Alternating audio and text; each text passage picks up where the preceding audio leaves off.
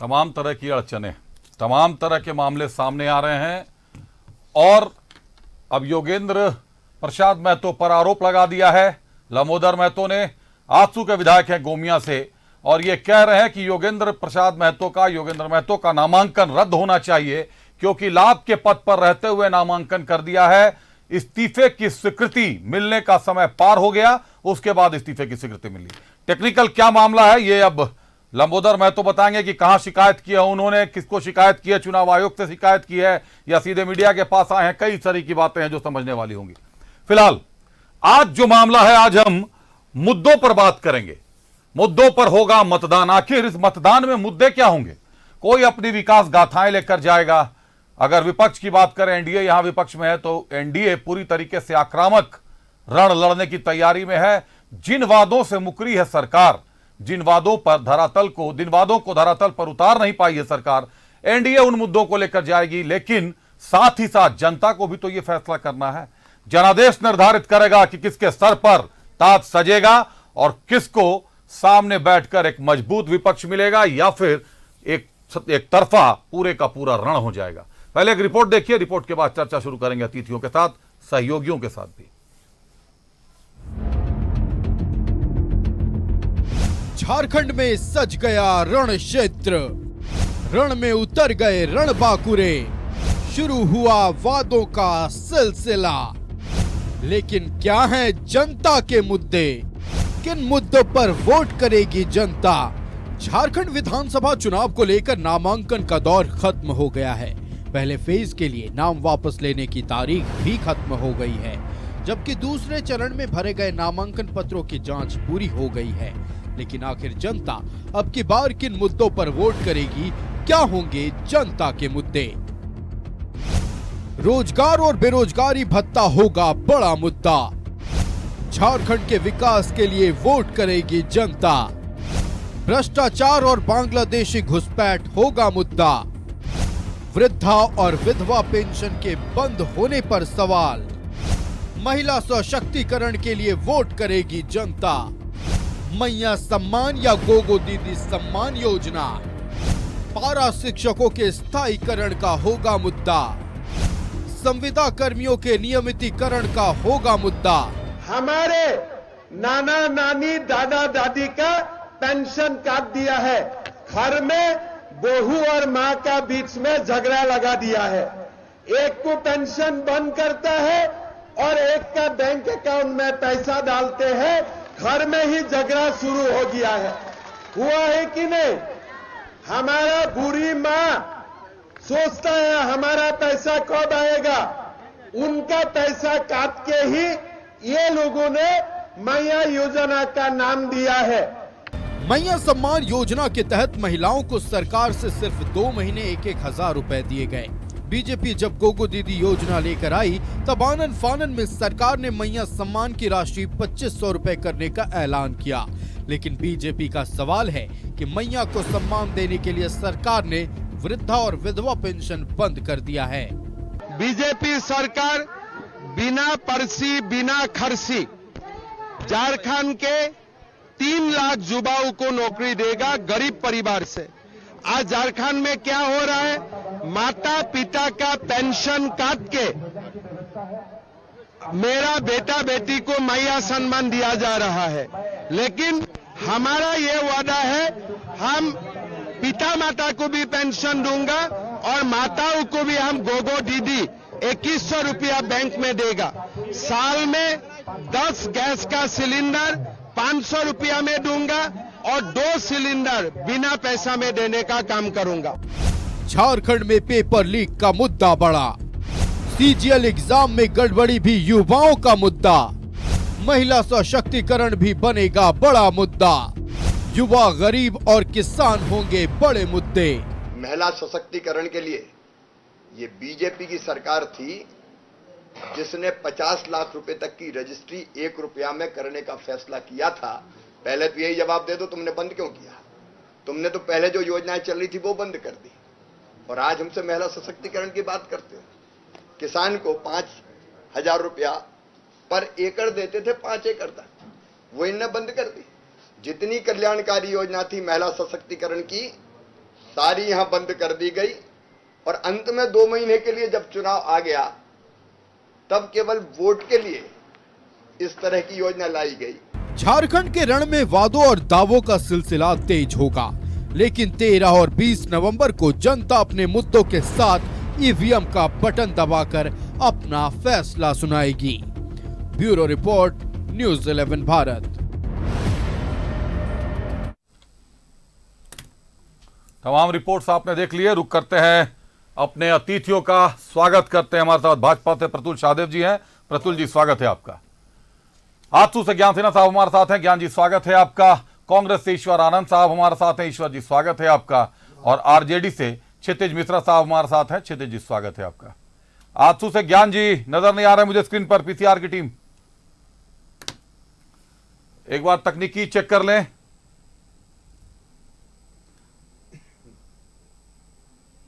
चलिए शुरुआत ईश्वर आनंद साहब से करता हूं, कांग्रेस से। ईश्वर साहब, निश्चित तौर पर हेमंत सोरेन की सरकार में जो काम धरातल पर उतरे हैं, कुछ काम तो नहीं उतरे हैं। अभी शुरुआती आप लोगों ने की, धरातल पर उतारने का प्रयास ही कर रहे थे।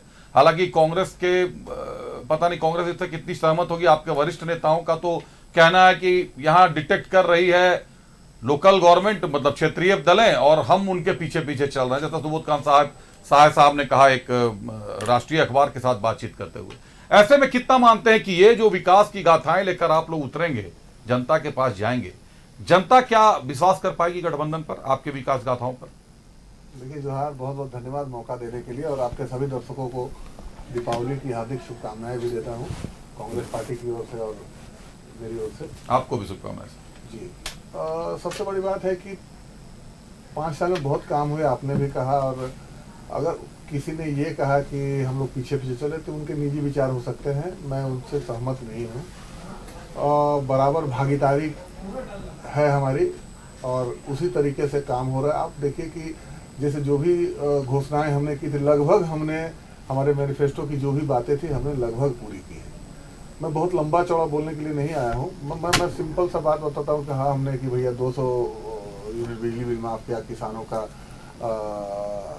लोन माफ़ किया, और अभी मैया सम्मान योजना तो बहुत बड़ी बात है। और हमको लगता है कि विकास के माने कि हर एक फील्ड में, आधारभूत संरचना हो या रोजगार के क्षेत्र में हो या कृषि के क्षेत्र में हो, हर एक क्षेत्र में, या कल्याणकारी योजनाओं की बात करें तो हर एक क्षेत्र में बहुत अच्छे काम हुए, अच्छा चल रहा था। और मुझे लगता है कि जनता हम लोगों को रिपीट करेगी। और बाकी जो लंबित योजनाएं हैं, जैसे मैया सम्मान में हम लोग राशि बढ़ाने की बात कर रहे हैं, और हेमंत जी अभी बोल रहे हैं कि हम 1 लाख रुपया देंगे हर एक परिवार को, तो ये सारी चीज़ें धरातल पे उतरेंगे। और मुझे पूरा विश्वास है कि जनता हम लोगों पे भरोसा करेगी और फिर से एक बार सेवा का मौका देगी।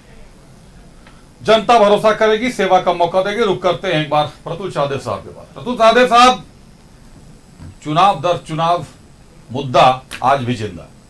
हर वो मुद्दा, चाहे वो भ्रष्टाचार का मुद्दा हो, चाहे बेरोजगारी का मुद्दा हो, चाहे महिला सम्मान का मुद्दा हो, चाहे किसी भी तरीके का मुद्दे को ले ले, ऐसा कोई मुद्दा नहीं जो देश के गठन के बाद, माफ कीजिएगा, राज्य तो दूर की बात है, देश जब देश बना था 1947 से मुद्दे आज तक यथावत हैं। 24 साल हो गए झारखंड को बने हुए, लेकिन झारखंड में मुद्दे आज भी जिंदा है। आज भी आप भ्रष्टाचार पर वार के नारे लगा रहे हैं, आज भी धरातल पर योजनाएं नहीं उतर पा रही, इसकी शिकायत है। और सरकार कहती है कि नहीं, हम धरातल पर योजना उतार रहे हैं। अभी आपके सामने कांग्रेस के प्रवक्ता ने कहा, कितना सहमत है? क्या वास्तव में योजनाएं धरातल पर उतर रही हैं? भ्रष्टाचार है तो क्या केवल विपक्ष के पास भ्रष्टाचार है? देखिए, भ्रष्टाचार ने संस्थागत रूप ले लिया, अभिषेक, इंस्टीट्यूशनलाइजेशन हो गया भ्रष्टाचार का। 70,000 करोड़ का इस सरकार के ऊपर घपले घोटाले का आरोप लगा। लैंड स्कैम, कोयला स्कैम, खनन स्कैम, ट्रांसफर पोस्टिंग स्कैम, जितने तरह के स्कैम आप सोच सकते हैं सब स्कैम हुआ। अब तो जो शराब नीति है उसका भी स्कैम जो है, उसकी भी जांच बहुत तीव्र गति से आगे बढ़ रही है। तो इस सरकार का कोई ऐसा सेक्टर नहीं है जो स्कैम से अछूता रहा। और उसके अतिरिक्त सिर्फ धनबाद एक जिले में कोयले के 1,20,000 करोड़ के अवैध खनन का आरोप लगा। ये मामला अदालत में अभी लंबित है।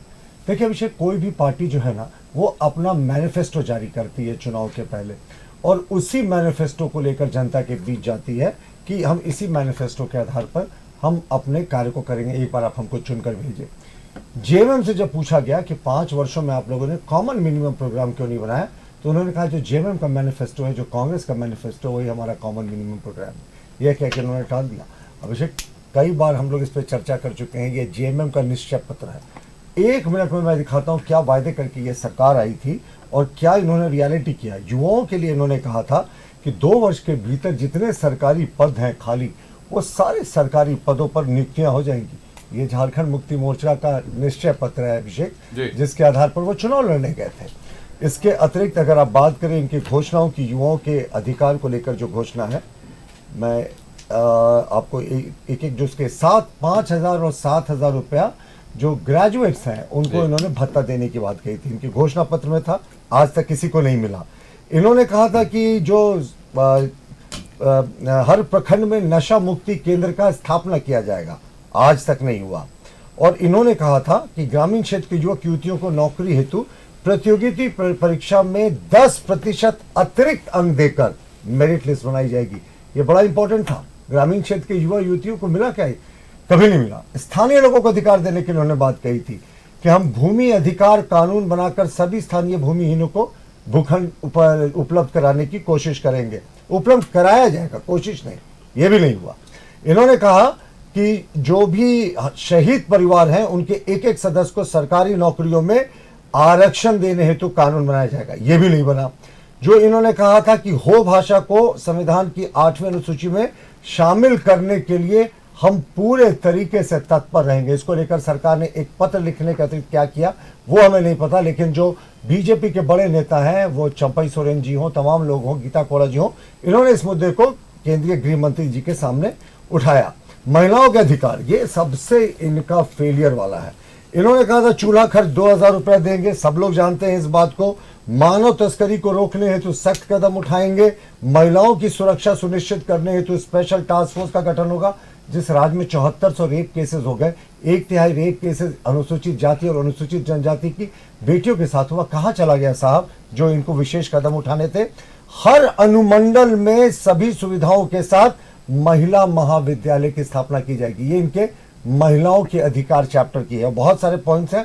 इन्होंने कहा था कि प्राथमिक से लेकर पीएचडी तक की जो परीक्षा है ना अभिषेक, इनका चौथा पॉइंट देखें, उसमें उन्होंने लिखा है कि प्राथमिक से पीएचडी तक की परीक्षा में इनको सबको निःशुल्क पढ़ाया जाएगा। ये भी आज तक नहीं हुआ। अब आप इनको देखिए कि सभी गरीबों के अधिकार में 72,000 रुपया हर एक गरीब को हम देंगे हर एक साल का। 72,000 रुपया, वो क्या हुआ साहब? किसी गरीब को आज तक 72,000 रुपया नहीं मिला। इन्होंने कहा हम अबुआ आवास 3 कमरों के सुंदर आवास का निर्माण करने हेतु हर एक गरीब परिवार को 3 लाख रुपया देंगे। मैंने तो कई बार लाइव डिबेट में चैलेंज किया है कि एक जगह वो बता दे जहां अबुआ आवास का गृह प्रवेश हो गया हो और जहां लोगों ने प्रवेश कर लिया हो। ये भी इस सरकार में आज तक नहीं हुआ। और इन्होंने क्या कहा था कि जन वितरण प्रणाली की दुकानों से जो चाय पत्ती, सरसों तेल, साबुन, सब्जियां और दाल सस्ते दर में उपलब्ध कराएंगे। ये इनके मैनिफेस्टो से मैं पढ़ रहा हूं, ये भी आज तक नहीं हुआ। किसानों के अधिकार की उन्होंने बात की थी, किसान बैंक की स्थापना की जाएगी। किसानों का अधिकार, सब किसानों को ठगा। अभी शिवराज सिंह साहब ने बिल्कुल सही कहा कि हमारी सरकार 5,000 रुपये प्रत्येक किसान को 5 एकड़ अधिकतम भूमि में 25,000 रुपये तक देती थी अनुदान राशि, वो भी इन्होंने बंद कर दिया। महिलाओं को सामाजिक दर्जा उनका बढ़े, 50 लाख रुपए तक की जमीन की रजिस्ट्री सिर्फ 1 रुपये में होती थी, वो भी इन्होंने बंद कर दिया। इन्होंने क्या लिखा कि जो हम हर एक किसानों के लिए बोरिंग ट्यूबवेल से सिंचाई हेतु बिजली कनेक्शन मुफ्त उपलब्ध कराएंगे। आज तक कहीं नहीं हुआ। बस मैं रैप अप कर रहा हूं। आदिवासी दलित कल्याण एवं वन संरक्षण में इन्होंने लिखा कि ट्राइबल सब प्लान की राशि सिर्फ आदिवासियों के विकास के लिए बनी हेतु में योजनाओं में खर्च किया जाएगा। बड़े पैमाने पर ट्राइबल सब प्लान के डेविएशन की खबरें आई, सीएजी ने इस पर आपत्ति भी की और इन्होंने कहा कि आदिवासी पारंपरिक स्वशासन व्यवस्था को मजबूत किया जाएगा। साहब, पेशा कानून को तो आज तक ये लागू नहीं कर सके। और क्यों नहीं लागू कर सके? सिर्फ नियमावली इनकी नहीं बन पाई, इसलिए लागू नहीं कर पाए। और जो आदिवासियों और दलितों को अधिकार देने की बात, उसका एक मुख्य मुद्दा था कि पंचायत चुनाव के जरिए आपने अधिकांश जो अनुसूचित जनजाति बहुल क्षेत्र थे वहां मुखिया भी आदिवासी हुआ करते थे, आपने तो पंचायत चुनाव भी नहीं कराया। फाइनली अभिषेक, शिक्षा स्वास्थ्य में इन्होंने कहा था सभी बंद प्राथमिक स्कूलों को खोला जाएगा। हमने किसी स्कूल को बंद नहीं किया था, मर्जर किया था। उन्होंने इसको भी नहीं किया अभी तक। इन्होंने कहा था कि सभी महाविद्यालयों में मुफ्त वाईफाई की सुविधा उपलब्ध कराई जाएगी।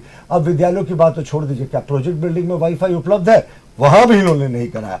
स्थानीय भाषाओं के विकास के लिए विभिन्न स्तरों पर इन भाषाओं के पढ़ाई की व्यवस्था शुरू की जाएगी, ये भी आज तक नहीं हुआ। अच्छा, गुरुजी क्रेडिट कार्ड के बारे में इन्होंने आप लोग एक श्वेत पत्र क्यों नहीं जारी करते कि हम लोगों घोषणाएं थी पूरा नहीं हमने देखिए। और हमारा क्या था, जो हमारा पंचप्रण है, बस मैं रैप अप कर रहा हूं पंचप्रण बता के, 500 रुपए में गैस सिलेंडर देंगे हर एक परिवार को, उसके इनकम को नहीं देखेंगे। 2 गैस सिलेंडर मुफ्त देंगे हम पर्व और त्योहार के अवसर पर। 2,87,000 जो सरकारी नौकरियां खाली हैं, पहले कैबिनेट में कैलेंडर जारी करेंगे कि कब नियुक्तियां होंगी, और 5 लाख स्वरोजगार 5 वर्षों में हम देंगे। उसके अतिरिक्त हम लोगों ने घोषणा की थी कि जो भी गरीब है या जो भी ग्रेजुएट्स और पोस्ट ग्रेजुएट्स है, गरीब में इसमें गरीब शब्द हटा दें, पोस्ट ग्रेजुएट और ग्रेजुएट को उनके इनकम को छोड़कर जो भी 2 वर्षों तक इनको हम 2,000 रुपया जो है प्रति माह उनको बेरोजगारी भत्ता भी उपलब्ध कराएंगे। सरकार ने तो नहीं कराया, हम ये सब कुछ कराने जा रहे हैं। और हर एक गरीब को 21 लाख प्रधानमंत्री आवास योजना के तहत आवास उपलब्ध कराएंगे, मुफ्त बालू देंगे। हम लोगों ने गोगो दीदी योजना के तहत 2100 रुपए प्रति बहन के खाते में देने का वादा किया। आवास बंद कर देंगे कि चलेगा? नहीं, देखिए, कोई हमारी जो विक्टिमाइजेशन है ना, कोई हमारी ऐसी सोच नहीं रहती कि उस सरकार की कोई योजना है तो हम उसको बंद कर दें। इन्होंने हमारी 1 रुपए की महिलाओं की रजिस्ट्री बंद कर दी, इन्होंने जो हमारे किसानों को 25,000 रुपए की अनुदान राशि मिलती थी वो बंद कर दी। हम उससे भी बड़ी लकीर खींचेंगे अभिषेक, जो इनकी योजना है उससे बड़ी लकीर खींचेंगे। प्रतुल सहदेव साहब ने कई ऐसे घोषणा पत्र के वादे बता दिए जिन वादों पर पूरी नहीं उतरी सरकार, जेएमएम के वादे थे। वहीं दूसरी तरफ ईश्वर आनंद साहब कह रहे हैं कि हम घोषणा पत्र के मैनिफेस्टो जो जारी करेंगे उसके वादों पर खरे उतरेंगे, उसके वादों पर लड़ रहे हैं। हमारे साथ 2 और अतिथि हैं, ज्ञान सिन्हा साहब, क्षितिज मिश्रा साहब, आपसे भी रूबरू होंगे। एक बार हमारे सहयोगी रुचि हमारे साथ जुड़ी हुई है, उनसे जान लेते हैं। रुचि, मुद्दों पर चुनाव होना है, मुद्दों पर मतदान करना है, क्या लग रहा है इस बार जनता के बीच वो कौन से मुद्दे हैं जो गरमाए हुए हैं? आप रिपोर्टिंग में है, लगातार जनता के बीच जा रही हैं, जनादेश कवर कर रही हैं, कौन से मुद्दे हैं जो बार बार जनता की जुबान से बाहर आ रहे हैं? रुचि। बिल्कुल अभिषेक, देखिए इस बार कुछ मुद्दे जो हैं वो पिछली बार की तुलना में गौन हो चुके हैं। जैसे स्थानीयता का मुद्दा है, इस बार गौन होता हुआ दिख रहा है।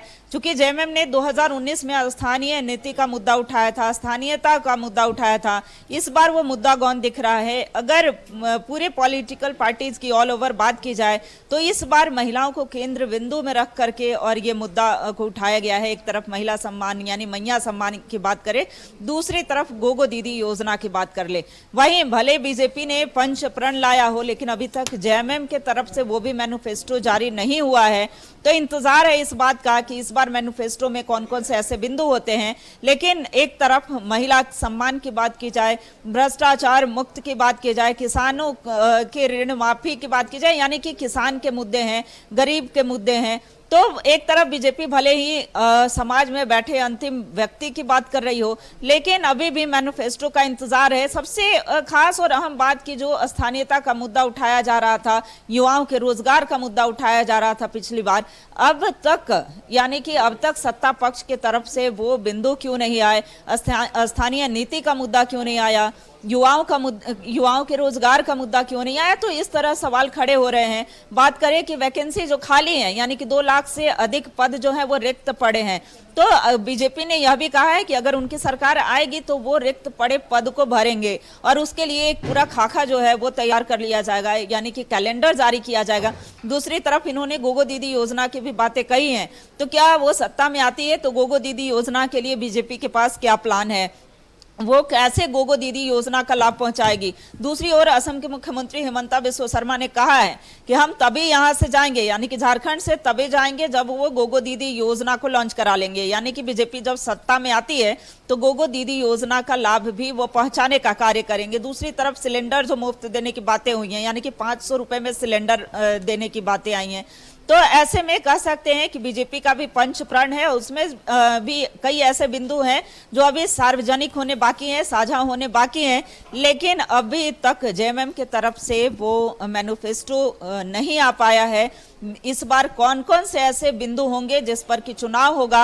हालांकि सभी राजनीतिक दल मुख्य रूप से बात करें तो महिलाओं की बात करती है, बढ़ते भ्रष्टाचार को रोकने की बात करती है और किसानों की बात करती है, मजदूरों की बात करती है। झारखंड के लिए पलायन भी एक बड़ी समस्या है, पलायन भी एक अभिशाप है और ऐसे में बड़ी संख्या में, चाहे वो पढ़े लिखे युवा हो, चाहे वो मजदूर वर्ग की बात हो, यहाँ से बड़ी संख्या में लोग पलायन करते हैं, अन्य राज्यों को जाते हैं। तो पलायन को कैसे रोका जाए, ये भी एक मुख्य मुद्दा है। जब जनता के बीच हम जाते हैं, यानी कि न्यूज़ 11 की टीम जाती है, तो जनता भी यही रिक्वेस्ट करती है कि खास झारखंड में ही कुछ ऐसी व्यवस्थाएं हो जाएं, कुछ ऐसे उद्योग लग जाएं जिससे कि रोजगार मिल जाए और लोगों को बाहर ना जाना पड़े, यानी कि दूसरे प्रदेश में ना जाना पड़े।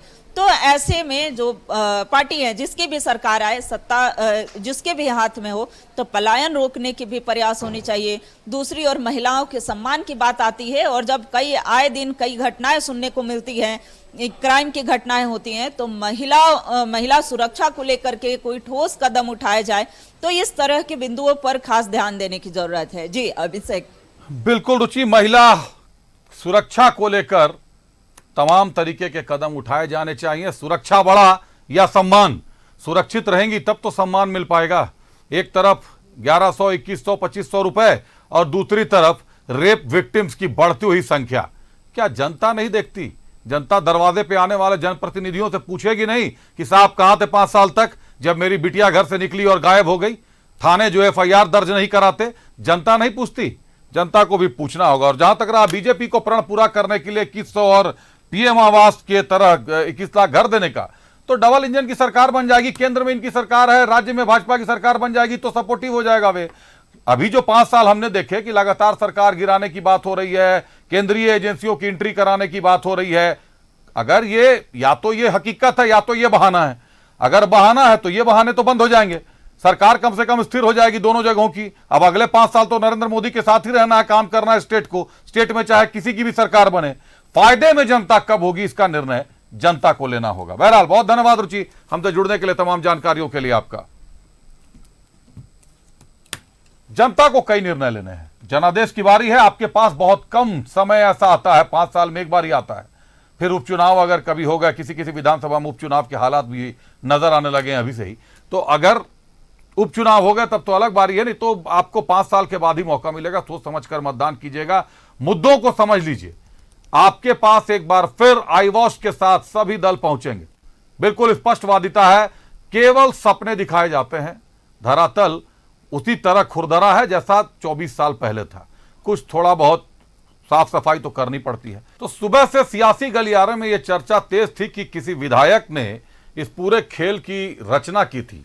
जब बात की दीपक प्रकाश साहब से तो इशारा साफ कर दिया उन्होंने, ये साफ कह दिया कि उत्तरी छोटानागपुर का विधायक है। और वो उत्तरी छोटानागपुर के विधायक साहब अगर अभी देख रहे होंगे टीवी, तो वो तो समझ रहे होंगे कि नाम उन्हीं का है पर्दे के पीछे। क्या सच्चाइयां हैं, क्या कुछ निकलकर ईडी की जांच में आया है, ये आने वाले समय में ईडी का संबंध साफ कर देगा जब और नाम इस मामले में जुड़ते जाएंगे। रुक करते हैं अतिथियों का, एक बार ज्ञान सिन्हा साहब के पास चलते हैं। ज्ञान सिन्हा साहब, आऊंगा भ्रष्टाचार के मुद्दे पर भी, लेकिन उसके पहले लंबोदर महतो साहब ने आज बड़ा सवाल खड़ा कर दिया है। योगेंद्र महतो उनके जो वहां प्रतिद्वंदी माने जा रहे हैं, सीधे सीधे योगेंद्र महतो का नामांकन रद्द करने की मांग कर दी। देखिए, ऐसा है कि योगेंद्र प्रसाद जी का जब वो विधायक बने थे तो उन्हें तो तत्काल सजा हो गई थी। सजा होने के बाद उनकी विधायकी चली गई थी। विधायकी के बाद वो अपनी पत्नी को लड़ाए, पत्नी भी हार गई, लंबोदर महतो विधायक बने।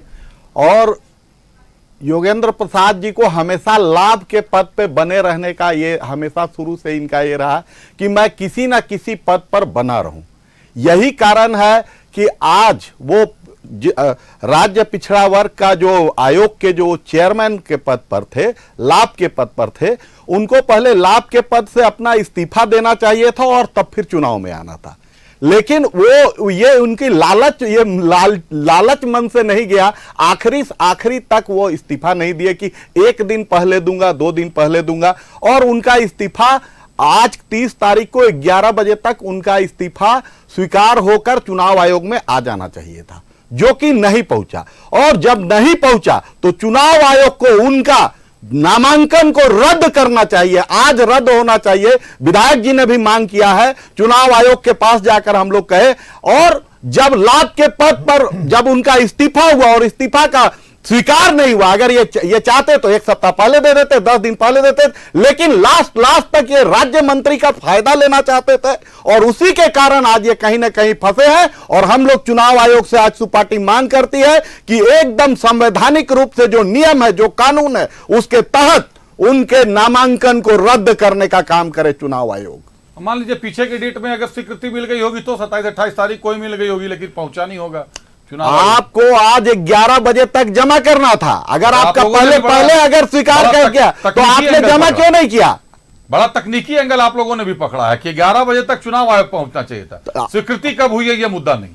स्वीकृति हमारा देखिए, आप चुनाव आयोग को जब आप किसी भी तरह का चुनाव लड़ते हैं तो आपको चुनाव आयोग को हर तरह का अपना जानकारी, चाहे वो केस है, मुकदमा है, संपत्ति है, पढ़ाई है, लिखाई है, आप किस पद पर रहे हैं, सारे चीज की आपको जानकारी देना रहता है।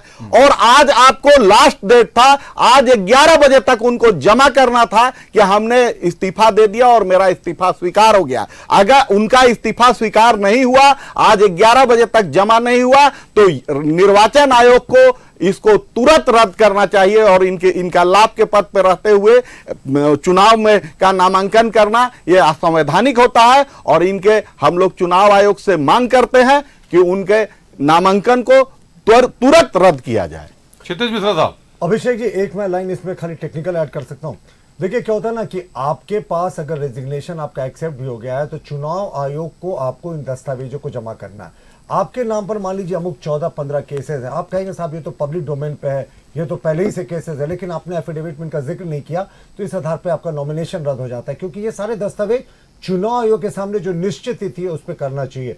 तो रिटर्निंग अफसर के सामने इन लोगों ने शिकायत की, चुनाव आयोग में शिकायत की है, तो मुझे लगता है योगेंद्र जी की जो नॉमिनेशन है उसको अविलंब रद्द करना चाहिए। और देखिए साहब, ये इनकी नियुक्ति जिस पद के लिए हुई थी, पिछड़ा वर्ग आयोग की चेयरमैन के लिए, वो काम भी तो इन्होंने नहीं किया। आज तक कहां पिछड़ों की जनगणना शुरू हुई? कार्मिक और जो चेयरमैन थे इनके बीच में पत्राचार होता रह गया, लेकिन पिछड़ों की जनगणना नहीं शुरू। जवाब तो ले लूं, क्षितिज साहब जुड़े हुए हैं। क्षितिज साहब, योगेंद्र प्रसाद के नामांकन पर सवाल खड़े हो गए हैं, गठबंधन से हैं, अब तो आप लोग भी गठबंधन में हैं। तमाम इसके 72 घंटे के जो भी हंगामे हुए उसके बाद अब आरजेडी भी गठबंधन में, हम मान के चल रहे हैं कि आरजेडी भी अभी तक गठबंधन में है। हालांकि कहीं कांग्रेस के साथ आमने सामने है, कहीं माले और कांग्रेस आमने सामने है, माले और आरजेडी आमने सामने, कई जगह से हालात हो गए। लेकिन ये तो टेक्निकल मामला हो गया कि लाभ के पद पर रहते हुए योगेंद्र प्रसाद ने नामांकन कर दिया है और इस्तीफा 11 बजे तक नहीं पहुंचा। आज देखिए, चुनाव आयोग का इन्होंने मांग किया है और ये चुनाव आयोग के पक्ष में है, वो क्या निर्णय लेगी वो पता चलेगा फिर अपने। और इसके बाद मैं बता रहा हूँ, आपने कहा कि गठबंधन, तो हमने कभी गठबंधन तोड़ा नहीं था। आपको मैं बता दूं, हमारा कोई ऐसा बयान नहीं था जिसमें कि हम लोगों ने ये कहा कि हम लोगों ने गठबंधन तोड़ दिया, बल्कि मनोज झा जी, माननीय सांसद जी ने ये कहा था कि जो लोग इस शिशु को जन्म दिए हैं वो इस शिशु का गला नहीं घोट सकते हैं। तो ये बात कहना कि हम लोग गठबंधन टूटा था, तो ऐसा कुछ नहीं, गठबंधन हमेशा से था और हमेशा से रहेगा। दूसरी बात, आप देखिए कि हमारे भाई हैं, उन्होंने जुड़ाया, बहुत सारी बातें जुड़ाई कि ये काम नहीं हुई, ये काम हुई। दूसरी चीज़ कि हमने क्या किया, हमने ये कह रहे हैं कि गोगो दीदी योजना देंगे, हम दे रहे हैं। मैया सम्मान योजना से 3 किस्त मिल गई है, चौथी किस्त हमको लगता है छठ पूजा में शायद मिलने वाली, चौथी किस्त मिलेगी। दूसरी 200 यूनिट बिजली माफ करने वाला मंजूरी मिली है। दूसरी चीज़, तीसरी चीज़, हम लोगों ने 80 उत्कृष्ट विद्यालय बनाए, हम लोगों ने हमारी बहनों को साइकिल दिया, हम लोगों ने ऋण माफ़ी करने का जो योजना उसको लाया, हम लोगों ने बिजली बिल माफ़ किया। और ये कह रहे हैं कि 500 रुपये में सिलेंडर दिए। सर 1300 रुपया में सिलेंडर तो पूरा देश खरीद रहा है ना सर, केवल झारखंड के लोग तो गरीब नहीं है, केवल झारखंड के लोगों को तो इसकी जरूरत नहीं है, हो सके इसकी जरूरत तो सबको है, तो सर पूरे देश में लागू कर दीजिए। गोगो दीदी योजना आप कर रहे हैं, ये तो झारखंड में ही केवल जरूरी नहीं, आपकी सरकार है, पूरे देश में लागू कर दी। तो तीसरी बात, इन्होंने कहा कि भ्रष्टाचार अभी दीपक प्रकाश जी बोल रहे थे, मुझे जितना पता है, मुझे लगता है ईडी सीबीआई जब जांच करती है तो अपनी जो जांच है उसको गोपनीय रखती है। दीपक प्रकाश जी को कैसे पता चलता है कि डायरी में विधायक जी का नाम है, कौन इसमें संलिप्त है, इसके बारे में दीपक जी को कैसे जानकारी हो गया, माननीय सांसद जी को इसकी जानकारी तो हमें नहीं है। बट और ये करते हैं भ्रष्टाचार मुक्त पर बात करेंगे तो बगल में मधु कोहड़ा जी को स्टेज पे बैठाएंगे और इसके बाद कहेंगे भ्रष्टाचार मुक्त भारत, ये तो मुझे नहीं लगता है कि संभव। हेमंता बिस्वा शर्मा जी जो ब्रांड एम्बेसडर हैं ये बीजेपी वॉशिंग पाउडर का, ये ब्रांड एम्बेसडर है। ये बताते हैं झारखंड में कि देखो हमारा सारा वो साफ हो गया है, हो रहा है साफ, हमारी कार्रवाई थोड़ी कम हो गई है, आप भी आओ आपका भी साफ हो जाएगा, कार्रवाई कम हो जाएगी। तो ये लोग जो बातें कर रहे हैं, आप ये कह रहे थे कि इन्होंने 1 रुपया में रजिस्ट्री को क्यों रोका, इससे हमें नहीं लगता कि केवल गरीबों का लाभ, जबकि बल्कि इससे जो कॉरपोरेट घराने के लोग थे वो लोग जमीन खरीद रहे थे, वो लोग वो खरीद रहे थे, हमारे गरीब लोग को इससे फायदा। इनकी सारी योजनाएं, बहुत सारी योजनाएं हमें लगता है केवल अमीर, इन्होंने ट्रेन दिया। अब बताइए कि वंदे भारत में क्या कोई गरीब मिडिल क्लास का गरीब आदमी, लोअर मिडिल क्लास का आदमी वंदे भारत का ट्रेन का जो भाड़ा उसको अफोर्ड कर सकता है? आप बताइए कि कितनी बार ट्रेन की भाड़ा को कम किया गया, नहीं किया गया, ट्रेन की भाड़ा को लगातार बढ़ते जा रही है। लोग आखिर ट्रेन क्यों चलाई गई है? गरीबों के लिए, गरीब उसमें सफर कर सके। कैसे गरीब सफर करेंगे? तो सारी चीजों में जनता ये महंगाई पर बात कर रहे थे, भाई बहुत हुई महंगाई की बार, अब की बार मोदी सरकार, ये नारा आपका था और अब महंगाई आप देख रहे हैं। अगर हमारे थाली से सब्जी घटता है और किसी किसान के घर में जाकर के थाली में सब्जी जुड़ जाता तो भी हमें खुशी होती, लेकिन यहाँ तो देख रहे हैं ना किसान के थाली में सब्जी जुड़ रहा है और ना हमारे थाली से सब्जी भी कट जा रही है।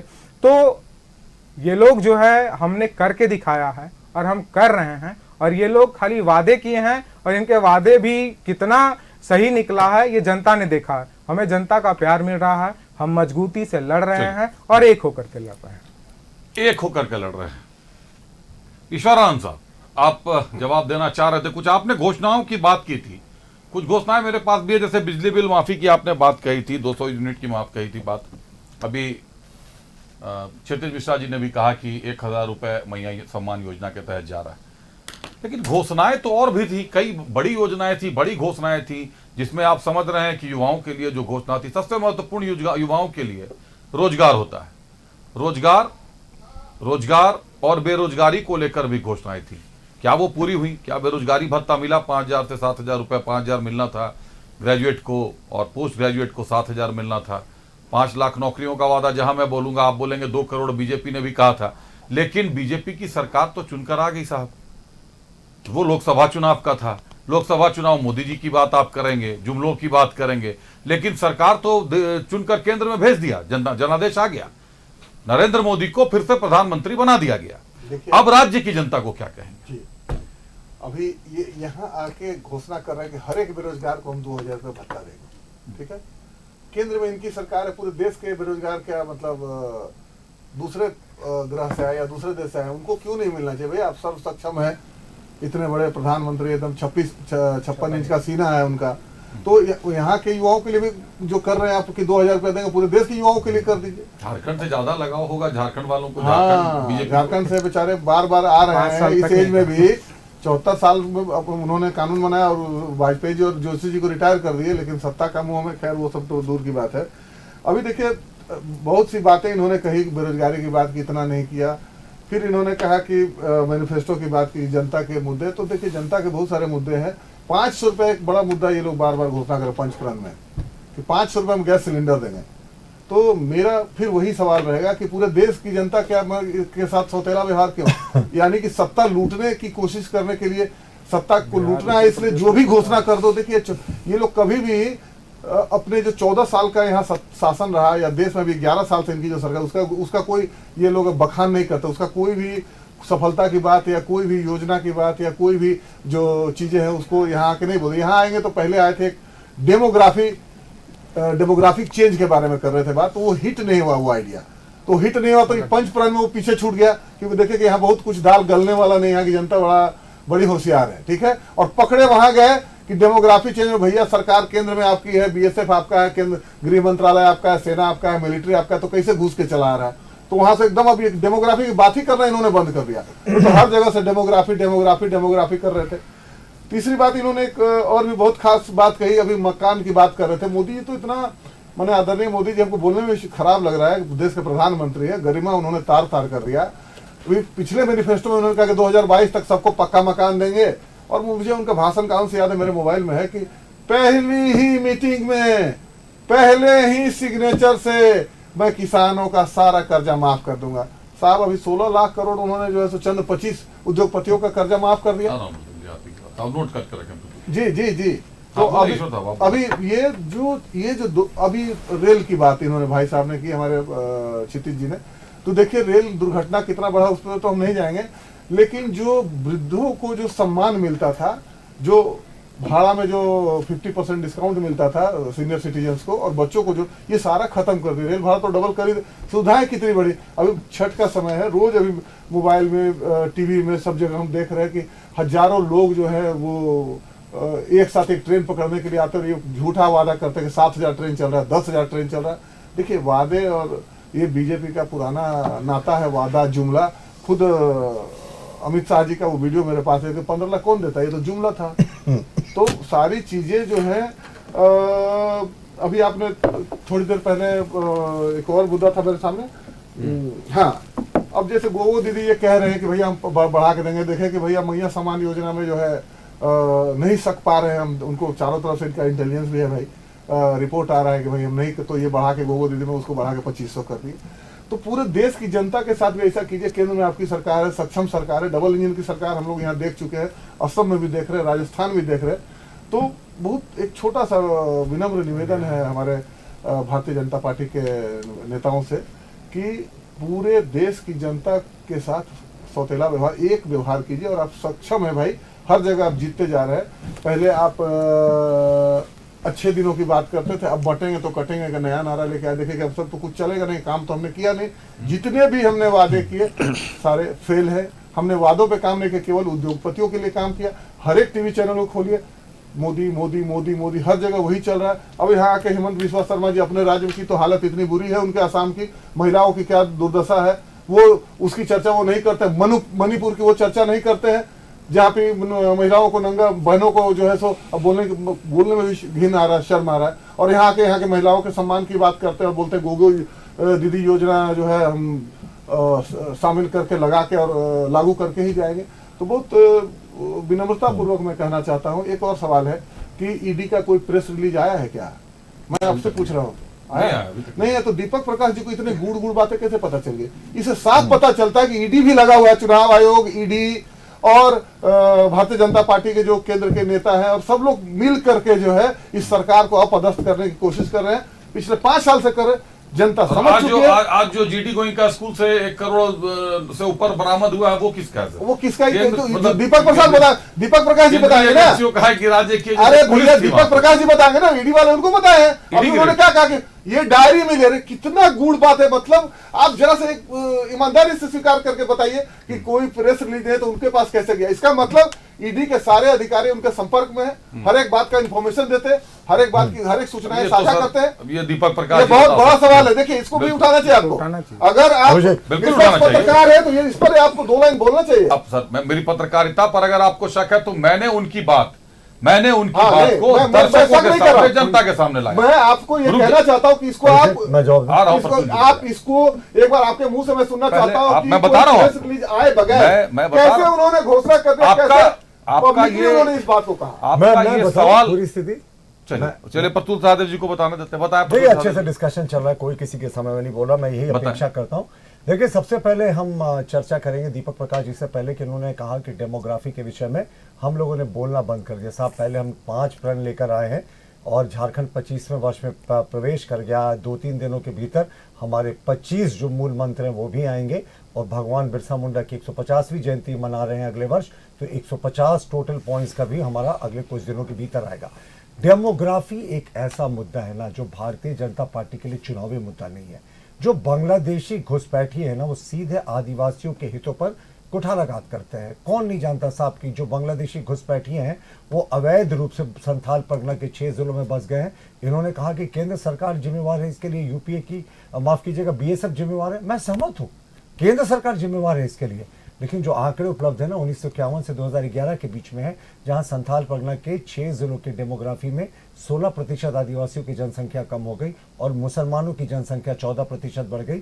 उस समय 1951 से 2011 के जो कालखंड पीरियड है उस समय 85% कांग्रेस की सरकारें थी, और आदिवासी हितों पर कुठाराघात करने वाली किसी भी चीज हमारी राजनीति का मुद्दा नहीं हो सकता। ये बांग्लादेशी घुसपैठी आते हैं, भोली भाली आदिवासी बेटियों के साथ लव जिहाद करते हैं, फिर लैंड जिहाद करते हैं, जमीन पर कब्जा करते हैं, जमाई टोला बस गया है, किससे छिपा हुआ है। उसके बाद ये पॉलिटिकल जिहाद करते हैं, इन आदिवासी बेटियों के जरिए चुनाव पर ये कब्जा करते हैं और सारा वो जो बेटियां हैं बेचारी वो डमी हो जाती हैं और सारा जो उनका बांग्लादेशी मुसलमान घुसपैठिया है ना वो संचालित करता है चुनाव की प्रक्रिया। तो ये हमारे लिए कभी राजनीतिक मुद्दा नहीं रहा है, आदिवासियों की अस्मिता से जुड़ा मुद्दा है। और जो भी आंकड़े 16% आदिवासियों की कम होने की जनसंख्या की है और 14% मुसलमानों के बीच की है, वो 2011 तक के लास्ट जनगणना के आंकड़े, जब मैं फिर से रिपीट करूँ 85% टाइम्स कांग्रेस की केंद्र सरकार थी, बीएसएफ इनके अंदर था। दीपक प्रकाश जी के बारे में इन्होंने कहा कि इनको कैसे पता है। ये देखिए बड़ा अच्छा इत्तेफाक था, 2022 में वो हमारे प्रदेश अध्यक्ष थे, वो प्रेस कॉन्फ्रेंस कर रहे थे, मुझे अभी भी याद है, मैं भी उस प्रेस कॉन्फ्रेंस में उनके साथ बैठा हुआ था। उन्होंने सभी दस्तावेज उपलब्ध कराए थे और कहा था कि देखिए ये बड़े पैमाने पर घोटाला हो रहा। उस समय तक कोई केस दर्ज नहीं हुआ था। और अभिषेक एक बात समझ लेनी चाहिए, आज जो कह रहे हैं कि विक्टिमाइजेशन किया जा रहा है, ईडी ने इस केस में बदले की कार्रवाई चुनाव प्रभावित करने के लिए रेड किया, साहब ये मामला तो सबसे पहले इकोनॉमिक ऑफेंसेस विंग जो है छत्तीसगढ़ की उसने दर्ज किया था। सर दीपक प्रकाश जी को कैसे पता चला? मैं फिर से मैं बोलूंगा, वो डायरी कहां से आया उनके पास? अभिषेक थोड़ा मुझे बोलने दे। सवाल का जवाब दीजिए, डायरी पे बोलिए। सवाल का जवाब दीजिए कि उनके पास कैसे जिंदाबाद मुर्दाबाद नारा लगाने वाले लोगों के साथ जवाब दें, मुझे बोलने दे, जवाब बोले। मैं आपके कहने पे नहीं बोलूंगा, मैं एंकर को मुखातिब हूँ। देखिए जो प्रश्न था ना, तो जो इकोनॉमिक ऑफेंसेस विंग थी उस समय कांग्रेस की छत्तीसगढ़ की सरकार की, उसने ये मामला दर्ज किया। बाद में एंटी करप्शन ब्यूरो जो छत्तीसगढ़ पुलिस की थी उसने इस मामले को टेक ओवर कर लिया, जांच होने लगी और ईडी ने बाद में इस केस को टेक ओवर किया। तो इससे पहले भी इन अधिकारियों के जिनका रेड हुआ था उनको बुलाकर पूछताछ हो चुकी थी। और साहब शराब नीति का इनको जो ना बड़ा दर्द होता है, वो दर्द स्वाभाविक अभिषेक, क्योंकि आपको याद है ना वो हम लोगों ने दस्तावेज दिखाए थे कि किस तरीके से कांग्रेस के माननीय मंत्री है रामेश्वर, मैं आपके सवाल का जवाब देने नहीं बैठा कांग्रेस के, मैं अब इसका जवाब मैं आप नहीं देंगे तो मैं जवाब दूंगा। कांग्रेस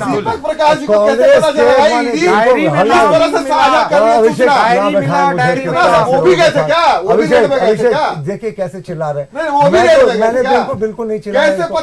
मैं अभी एक प्रश्न कर रहा हूँ, शराब अभिषेक अब रोक नहीं है, मैंने नहीं टोका अभिषेक, आपको पता है मैं बोलने लगूंगा तो मैं भी इनको नहीं बोलने दूंगा। तो आप मुझे बोलने दिए, अरे विरोध कीजिए, नारा लगाइए, काला झंडा दिखाइए, लेकिन मैं अतुल जी को सुन लूं, इनसे जवाब नहीं मिलेगा तो मैं जो मेरी बात है मैं जवाब दूंगा। इनको तो एक चीज का जवाब देना चाहिए कि रामेश्वर उरांव जी ने जो शराब नीति पिछली नीति बनी थी उसका विरोध करते हुए लिखा था कि इससे सरकार के राजस्व का घाटा होगा। 3-3, 4-4 एक्साइज सेक्रेटरीज को बदल दिया गया था क्योंकि वो इसके सरकार की मन मुताबिक नोट नहीं लिख रहे थे। माननीय वित्त मंत्री के विरोध के बावजूद कैबिनेट ने किस तरीके से बुली करके इस शराब नीति को पास कर दिया, जिस पे सारे मुकदमे दर्ज हुए। और तो और अभिषेक धन्यवाद न्यूज 11 का, लास्ट कैबिनेट में फिर से शराब नीति में बदलाव हो रहा था, याद है ना आपको? आप लोगों ने एक दिन पहले रिपोर्ट दिखाई कि साहब ऐसी क्या हड़बड़ी है कि ये नीति इंप्लीमेंट कैसे होगी, क्योंकि अब चुनाव आयोग का आचार संहिता किसी दिन भी लग जाएगा, तब जाकर शराब नीति में बदलाव जो था वो रुका। लेकिन ये तो बड़ी हास्यास्पद स्थिति हो गई है जिस तरीके की ये बातें कर रहे हैं। अब मैं कुछ रियलिटी चेक करा दूं, चूंकि आज मुद्दों की बातें हो रही है, तो इन्होंने शिक्षा और स्वास्थ्य की क्या स्थिति कर दी। आप जो कह रहे हैं ना 96% जो मिडिल स्कूल है ना उसमें आज एक रेगुलर हेडमास्टर नहीं है, एक रेगुलर प्रिंसिपल नहीं, 96%। और जो कुल शिक्षक है middle school, high school, primary school, 68% वहां जो सरकारी आंकड़े हैं झारखंड सरकार के, 68% शिक्षक के क्षेत्र में तो छोड़ दिए सर, यूनिवर्सिटी में कहां पर आप वही कह रहा हूं, किस यूनिवर्सिटी में कुलपति देख रहे हैं आप? साबस में खत्म कर रहा हूं, मैं मेडिकल जल्दी बात खत्म कीजिए, लंबी होगी ना। 60,000 पारा शिक्षक आंदोलनरत है, उनको लाठियां बरसाई गई, कहा गया उनकी समस्याएं सुलझा ली गई, फिर वो सड़क पे क्यों है? और अगर बात करें मेडिकल क्षेत्र की, तो मेडिकल क्षेत्र पे तो और चौंकाने वाले आंकड़े हैं। 1 लाख में से 5 डॉक्टर से, माफ कीजिएगा, और मेडिकल में स्पेशलिस्ट, सुपर स्पेशलिस्ट डॉक्टर्स होते हैं ना, लंग के, किडनी के, हार्ट के, 85% सरकार में उनके पोस्ट जो है वेकेंट है। 17 जिलों में 52% नर्सेज की जो ये पद है वो खाली है। 108 एम्बुलेंस सेवा का भट्ठा बैठ गया इस सरकार में। पहले आधे घंटे के भीतर सुदूर क्षेत्र में भी पहुंच जाती थी 108 एम्बुलेंस सेवा, अब तो रोज आप दिखाते साहब खटिए में टांग कर ये ले जा रहे हैं मरीजों को। तो इस सरकार ने आधारभूत संरचना को तो तहस नहस कर ही दिया, भ्रष्टाचार को भी संस्थागत रूप दे दिया। और जो ईडी के रेट्स हुई है ना, ये तो कांग्रेस की सरकार के इकोनॉमिक अफेयर्स बिल में जो किस तरीके से किया गया। नहीं, शायद आपने ध्यान नहीं दिया या उन्होंने ध्यान नहीं दिया। मैंने दो चीजें कही कि सियासी गलियारे में आज सुबह से ये चर्चा तेज थी कि जेएमएम के एक विधायक का नाम आ सकता है शराब घोटाले के मास्टरमाइंड के तौर पर। मैंने जो बात की दीपक प्रकाश जी से, आपने ये ध्यान दिया होगा, ईश्वर जी, क्षितिज जी, आप दोनों हैं, प्रतुल जी, ज्ञान जी, मैंने बार बार उनसे पूछा कि आखिर किसके बारे में चर्चा है। उन्होंने कहा उत्तरी छोटा नागपुर के एक विधायक हैं जिन्होंने चार्टर्ड प्लेन से जाकर अनिल डेवर का या जिसका भी होटल है वहां ठहरने में पूरी व्यवस्था जिन्होंने की थी। दीपक प्रकाश जी के पास जो दस्तावेज हैं, उनके जो सोर्सेज होंगे, वो मैं उनसे मीडिया पर नहीं पूछ सकता, क्योंकि उनके जो सोर्सेज होंगे उन पे भी खतरा मंडरा सकता है। अगर ये बात सच्ची है तो आप ऐसे समझे ईश्वर आनंद जी कि अगर आपके पास कोई सूचना है और आपसे मैं यहां ऑन स्क्रीन ये पूछ दूं कि सर जी ये बात आपको किसने बताई कि फलाना सीएम के साहब या फलाना पीएम के मामले में आप जो टिप्पणी कर रहे हैं या किसी विधायक के बारे में टिप्पणी कर रहे हैं, वो आपको किसने बताई है। ये अगर मैं ऑन स्क्रीन ऑन एयर पूछ दूं, एज ए जर्नलिस्ट पूछ दूं और आप उसका नाम ले लें फोन पर या टीवी पर, तो साहब उसकी जान की जिम्मेदारी मैं नहीं ले सकता। ये नहीं कि उनके पास मैं ये सोर्स नहीं पूछ सकता।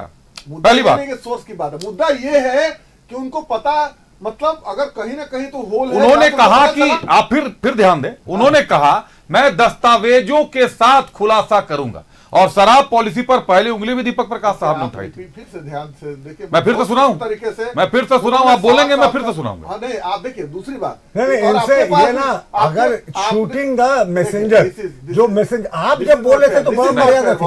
अरे अंग्रेजी क्यों बोल रहे, हिंदी चल रहा है, अंग्रेजी बोल रहे। उनका सवाल अपनी जगह जस्टिफाइड नहीं, वो सही सवाल कर रहे हैं। वो कार्रवाई है प्रतुल जी, आपके दो सांसद तो है, एक निशिकांत दुबे जी और अभी एक दीपक प्रकाश जी। ईडी की कार्रवाई पर आप लोग ईडी से भी पहले टिप्पणी कर देते हैं, ये कई बार हुआ। कांग्रेस के माननीय मंत्री, कई बार हुआ, वित्त मंत्री जी ने विरोध किया था एक्साइज पॉलिसी का, रमेश अरोड़ा जी ने, कांग्रेस के कोटे के मंत्री थे। अभी देखिए हसुआ का गीत हसुआ नहीं था, ये खुरपी का ही ब्याह था जी। आप मेरी बात सुनिए, प्रतुल यादव जी, सारे पॉलिसी मुझे मेरे बोलते समय आप लोगों से आग्रह है, मेरे बोलते समय ईश्वर आनंद जी, ये ऑन एयर है, ये कटा नहीं है, ये साफ है सब कुछ, ये न्यूज 11 का आरोप नहीं है, हमारी टीम। बिल्कुल नहीं लगा। मैं फिर बता रहा हूं, उन्होंने जो कहा आपने सुना, ये आपके लिंक में भी मिलेगा, आप इस पर शिकायत दर्ज कराएं। बिल्कुल, आप या उत्तरी छोटा नागपुर के जो भी विधायक इसमें आ सकते हैं, जो भी जितने भी विधायक हैं, जाकर ईडी में शिकायत दर्ज कराएं कि भाई उत्तरी छोटा नागपुर के विधायकों का नाम ले रहे हैं, कोई तो एक होगा, जेएमएम का कोई तो एक विधायक होगा, बहुत वाजिब सवाल है, हिम्मत है, आप कीजिए, जांच करवा लीजिए ना सर, क्या चाहिए ना। हमने तो सामने ला दिया कि भाई उनके मन में जो था उनकी जुबान से आपको सुना देते हैं। वो जो अंदर अंदर कह रहे हैं कि भाई फलाना शामिल है, नाम तो मैं भी ले सकता हूं, दावे के साथ वो नाम मैं भी ले सकता हूं। ये मुकदमा दर्ज करे, इतने दावे चुनाव आयोग में शिकायत करे, हमें कोई परहेज नहीं। अगर दम है जेएमएम और कांग्रेस में तो जाके चुनाव आयोग में शिकायत कीजिए, ईडी के सामने शिकायत कीजिए, अपने पुलिस के सामने शिकायत कीजिए। ये लाइव टीवी पे मैं चैलेंज कर रहा हूँ, दम है तो मुकदमा कीजिए इस मुद्दे पे, और चीजें स्पष्ट हो जाएंगी। ईश्वर आनंद जी, आप भी कई बार मुकदमा दर्ज कीजिए, इस बात को अभिषेक चैलेंज है, अब ये तो मुकदमा दर्ज कीजिए। प्रेस रिलीज ये नहीं करेंगे, बोल रहा हूं, क्योंकि ये मैं कह रहा हूं कि ईडी की फंस गए। प्रेस रिलीज नहीं आई। ये तो 2022 की बात है। उन्होंने जो कहा वो ऑडियो आपके पास है, आप न्यूज 11 की टीम से, अभिषेक, हमारे प्रधान संपादक है अनूप सोनू साहब, अभिषेक आप संपर्क करें, ऑडियो ले सर ऑफिस का। पता चला उनको? अभिषेक, ये सवाल इसी मामले में पुलिस में मुकदमा दर्ज कीजिए, मेरा चैलेंज आपको। अगर आपको लगता है कि गलत मुद्दा उठाएगा तो चैलेंज कीजिए, उसके बाद ना ये मुकदमा दर्ज नहीं करेंगे। मेरी बात सुनिए, ये तो और खुल जाएगी ना, तो जैसे जैसे आप एक बात सुनिए सर, जहां चुनाव, अच्छा एक और सवाल है, जहां चुनाव होता है जिस राज्य वही ईडी सक्रिय क्यों रहता है? अरे ये तो छत्तीसगढ़ पुलिस का दर्ज किया हुआ, हरियाणा में सरकार का दर्ज किया हुआ केस है। प्रतुल जी, हेमंत सोरेन जी जिस समय जेल गए थे उस समय चुनाव था क्या? उस समय चुनाव था क्या? मंत्री जी क्या, आपके मंत्री जी क्या जिस समय रेड पड़ा आलमगीर आलम साहब जो जेल में, उस समय चुनाव था क्या? उस समय चुनाव था क्या? उस समय सब चुनाव था क्या? मैं मतलब ताजा उदाहरण अगर देखूं तो हरियाणा में लगता है मुझे ईडी की रेड की कहीं जानकारी नहीं मिली है, जबकि हरियाणा का जो पूर्वाभास था वो बिल्कुल उलट था। जहां गलत होगा वहां ईडी की रेड होगी। ईडी एक संवैधानिक संस्था है, वो अपना काम कर रही है कि चुनाव है तो मुकदमा दर्ज कीजिए ना। आपने 450 हेमंत सोरेन जी पर 2 साल पहले मुकदमा चला। अखबार भी तुम हो, सरकार भी नहीं तुम हो। ईश्वरानंद साहब, मैं अखबार पे प्रश्न उठा रहे हैं। आपको तो ये खुश होना चाहिए अरे अखबार पे कि जो बातें अंदर थी हमने पटल पर लाके आपके पास दे दी। बहुत खुशी की बात आप सवाल खड़ा करें, मैं भी सवाल खड़ा करता हूं। धन्यवाद देता हूं कि न्यूज 11 ने बहुत धन्यवाद में बहुत ही आवाज उठाने वाले पत्रकारों को जेल भेजते हैं। सामने खुलेआम आपने दिखाया। ये उन्होंने कहा है, इसकी जवाबदेही पूरी तरीके से उनकी है। आवाज उठाने वाले पत्रकारों को जेल भेजती है सरकार। दीपक प्रकाश जी से मैंने बार बार पूछा कि वो कौन है, आप नाम बताएं, तो मैं उनसे भी पूछता कि सर आपका नाम बोल रहे हैं दीपक प्रकाश जी, लेकिन उन्होंने बोला समय आएगा तो खुलासा होगा। उनकी स्टाइल भी बड़ी अजीब है, तो समय जब आएगा तो खुलासा होगा उस समय, ये अलग मुद्दा। लेकिन आप चाहें तो जेएमएम चाहे, अगर जेएमएम सवाल दीपक प्रकाश साहब से पूछ सकती है कि उनको नहीं मुकदमा दर्ज करने की साजिश है कहीं ना कहीं। अगर उनको ये स्टेटमेंट गलत लगता है तो क्रिमिनल मुकदमा दर्ज करें। हम तो चाहते हैं ये मुकदमा दर्ज हो, बिल्कुल और रखना तेजी चाहिए गति से जांच उस विधायक ये तक जो उन्होंने पहुंचे। कहा कि वो विधायक भी थे चार्टर्ड प्लेन दो सवाल है। में और वहां ठहरे, तो वहां तो सारे विधायक ठहरे थे मुझे लगता है रायपुर में। नहीं मुकदमा दर्ज करने के लिए इनके सरकार के समय का दर्ज किया हुआ मुकदमा है, और अगर सारे भ्रष्ट इन्हीं के कैटेगरी में शामिल हो गए तो इसमें हमारा तो कोई नुकसान, इसमें कोई दोष नहीं है। रुक जाए सर, अब आप लोग दोनों थोड़ी देर रुके, थोड़ा सा आप लोग पानी वानी पिए सर। एक बार क्षितिज जी, ज्ञान जी को भी सुन लेता हूँ। क्षितिज जी बोले। सबसे पहले तो मैं न्यूज़ 11 को धन्यवाद करूंगा कि उन्होंने काला चेहरा को नकाब किया है। कहीं ना कहीं उनकी बातों से आखिरकार ये ईडी के प्रवक्ता नहीं है, तो फिर ये क्यों जाहिर कर दे रहे हैं? ईडी गई है। अभी एक बात आ रही थी, शायद मेरा अगर हम सही सुने हो तो एक डायरी की भी बात आ रही थी कि डायरी में उनका नाम है, तो वो डायरी कैसे मिला, वो डायरी कैसे में नाम कैसे है, इस बात को मेन मुद्दा मेरा ये है। वो डायरी मिला है और उसमें नाम है विधायक का, ये बात कैसे पता चला? दूसरा बात, अभी बैठे हुए हैं, ये कह रहे थे ईडी के बारे में हम क्यों ना सवाल उठाएं। सर आप बताइए ना कि जगन भुजबल पर क्यों नहीं, उन पर जैसे हेमंत सोरेन पर कार्रवाई हो रही थी वैसे कार्रवाई होती है। आप बताएं ना हेमंता बिस्वा शर्मा पर क्यों नहीं होती है। आप बताएं ना नारायण राणे पर क्यों नहीं होती है। अजित पवार पर उतनी स्पीड से कार्रवाई क्यों नहीं होती है। शुभेंदु अधिकारी जी पर क्यों नहीं होती है। आप बताइए ना जाकर के बाकी और बहुत सारे नेता, मुकुल रॉय जी पर क्यों नहीं होती है। और बताइए ना जय पांडा जी का पर क्यों ना होता है। पेमा खांडू जी के सारा जवाब तो सारे जवाब तो आपने पहले ही दे दिए कि ये लोग वॉशिंग मशीन है, वॉशिंग पाउडर। जी बिल्कुल। और मैं बता रहा हूं, प्रतुल जी यहाँ मुद्दे जुड़ा रहे हैं। जवाब देके सवाल पूछ रहे हैं। सर एक सेकंड, प्रतुल जी यहाँ मुद्दे जुड़ा रहे हैं। हेमंता बिस्वा शर्मा जी मंच पर क्या कर रहे हैं, हम हुसैनाबाद का नाम बदल देंगे, जिला बनाएंगे और हुसैनाबाद का नाम बदल देंगे। ये लोग, फिर से मैं कह रहा हूँ, हेमंता बिस्वा शर्मा जी ब्रांड एम्बेसडर हैं। किसके? ये बीजेपी वॉशिंग पाउडर के। बीजेपी के तो सर वो हैं ही ना सर, असम के सीएम है, वो बीजेपी राज्य के चुनाव से प्रभारी है। वॉशिंग पाउडर के भी। आपसे नहीं लूंगा प्रतुल जवाब, ज्ञान सिन्हा साहब से लूंगा। ज्ञान सिन्हा साहब, आप कैसे देखते हैं इतने लोगों का नाम? देखिए कुछ नाम तो मुझे भी अब याद हो गए, मैंने भी इतनी गहराई से नहीं पढ़ा था, लेकिन विपक्ष ने इतना आरोप लगाया जैसे कि नारायण राणे, अजित पवार, छगन भुजबल, जीजा जी भी याद है,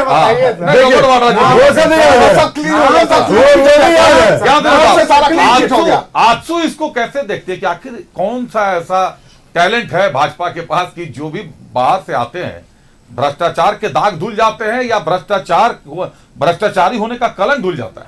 देखिए ऐसा है कि सबसे पहले तो जो यहाँ पर ईडी की जांच के लिए जो ये लोग जो बार बार बोल रहे हैं कि जहां चुनाव होता है वहां ईडी को भेज दिया जाता है, ईडी जांच करती है, ऐसा कोई बात नहीं है। ईडी जहां जांच कर रही है, मेरा कहने का मतलब बड़ा स्पष्ट है कि ईडी अगर आपके यहाँ जांच कर रही है, मान लीजिए कि आलमगीर आलम साहब के प्यून के यहाँ चेक की जांच की और वहां कुछ नहीं मिलता, तब तो लगता कि भाई ईडी परेशान कर रही है झूठ मूठ का।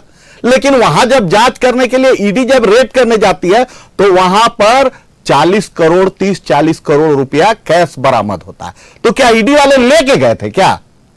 अगर मान लीजिए कि मेरे ऊपर चोरी का आरोप है और मेरे यहां पुलिस रेड करती है और मेरे यहां माल बरामद हो जा रहा है, तब आप उसको क्यों गलत बोल रहे हैं?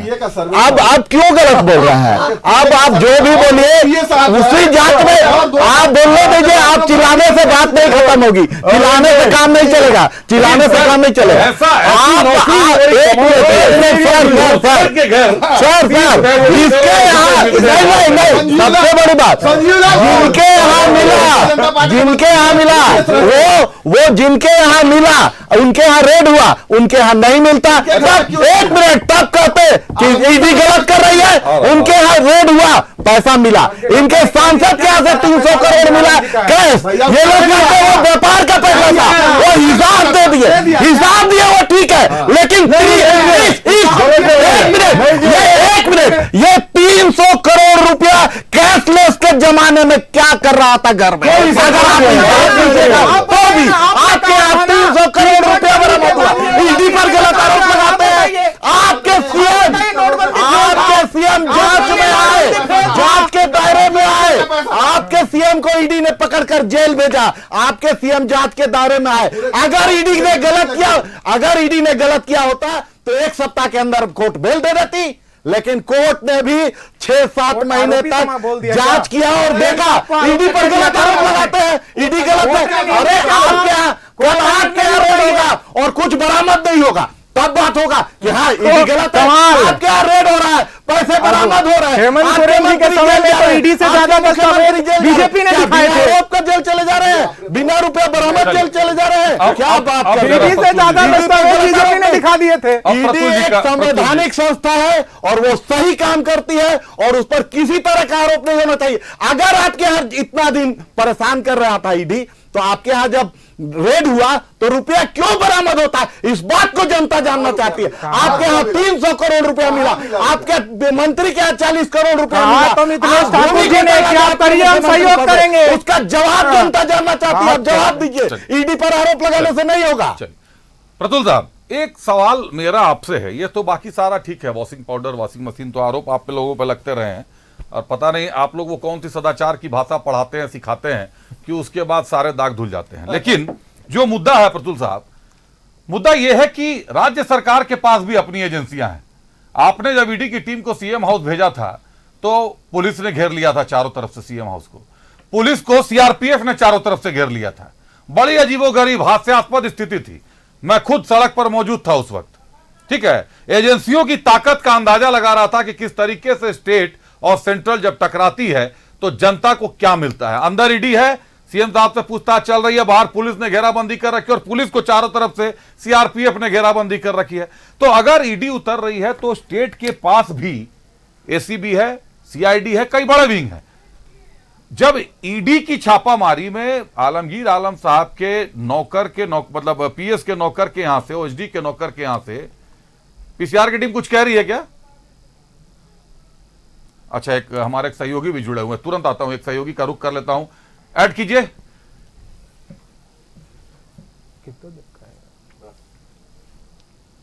मनोज, आप कौन से विधानसभा क्षेत्र में है इस वक्त? कौन कौन है प्रतिद्वंदी? आपका लोकेशन नहीं मिला, किस जगह पे आप? जमशेदपुर में किस जगह पे हैं? विधानसभा क्षेत्र में है जहां पर पूर्व मुख्यमंत्री चंपाई सोरेन ये इस इलाके से मैदान में है और आवाज नहीं आ रही है पीसीआर की टीम, जो भाजपा, आवाज दीजिए मुझे। Hello hello hello hello hello जी मनोज जी बोलो। हाँ मनोज, ये अभी हम सरायकेला विधानसभा क्षेत्र में है, सरायकेला विधानसभा क्षेत्र में है और यहाँ से भाजपा के प्रत्याशी पूर्व मुख्यमंत्री चंपाई सोरेन जी हैं। जी, बहुत दिलचस्प मुकाबले वाली जगह पर आप इस वक्त हैं, जहां से भाजपा के प्रत्याशी चंपाई सोरेन साहब हैं जो 5 बार से चुनाव नहीं हारे, और उनके प्रतिद्वंदी जेएमएम से गणेश महाली साहब हैं जो पिछली बार भाजपा के प्रत्याशी थे और दूसरे पायदान पर थे। क्या नजर आ रहा है? मुकाबला रोचक होगा या जनादेश अभी से कुछ इशारा कर रही है? देखिए, निश्चित तौर पे मुकाबला तो जब चुनाव है, मैदान है, तो मैदान में दोनों योद्धा मैदान में हैं, लेकिन एक योद्धा जो लगातार यहां से वीट करते जीतता रहा है और उस योद्धा के खिलाफ है जो इस योद्धा को लगातार यहां पर पीटता रहा है। यानी 2 बार भारतीय जनता पार्टी ने गणेश महाली को अपना प्रत्याशी बनाया, दोनों बार हार हुई। अब याद कीजिए, उस वक्त जब 2014 में जब भारतीय जनता पार्टी पूरे बूम पे थी कि अब की बार मोदी सरकार के नारे के साथ पूरे देश में चल रहा था, उस वक्त भी चंपाई सोरेन जो है वो भारतीय जनता पार्टी के प्रत्याशी को यहाँ पर पटखनियां दिए थे, गणेश महाली को खास करके। और गणेश महाली इस समय झारखंड मुक्ति मोर्चा में गए, तो आप समझ लीजिए कि गणेश महाली का कद और एक चंपाई सोरेन का कद, ये जमीन और आसमान का अंतर है इस इलाके में, क्योंकि हम उनका वोटर भी हैं, हम इनके क्षेत्र में भी रहते हैं और साथ साथ इनके क्षेत्र में लगातार पूरे सरायकेला विधानसभा क्षेत्र के हमें लगता है कि कोई भी ऐसा गांव मोहल्ला नहीं होगा जहां हम नहीं गए हों, लोगों का नब्ज हमने नहीं टटोला है। लोग सीधे तौर पे कहते हैं कि चंपाई सोरेन कहीं भी जाए हम तो उनके साथ हैं, पार्टी कोई भी हो। तो निश्चित तौर पे मुकाबला दिलचस्प तो है ही, लेकिन दिलचस्प में ये तो साफ क्लियर चल रहा है कि कहीं ना कहीं मैदान पूरा क्लियर दिख रहा है। भले ही जो जीत का मार्जिन चंपाई सोरेन ज्यादा वोटों से नहीं जीतते थे, लेकिन इस बार जब बीजेपी में गए तो कयास लगाया जा रहा है कि जीत का मार्जिन जो है वो बढ़ सकता है। अब बिल्कुल मनोज, जीत के मार्जिन को लेकर चर्चा होगी, जीत के मार्जिन को लेकर चर्चा होगी, लेकिन इस बीच एक बड़ी खबर आ गई है। आपका बहुत धन्यवाद मनोज, हम तक जुड़ने के लिए, तमाम जानकारियों के लिए आपका। बड़ी खबर आ गई है, कांग्रेस के महागामा की कांग्रेस प्रत्याशी दीपक पांडे सिंह के खिलाफ बीजेपी पहुंच गई है चुनाव आयोग। दीपिका पांडे सिंह के खिलाफ भी चुनाव आयोग पहुंच गई है। गंभीर आरोप है,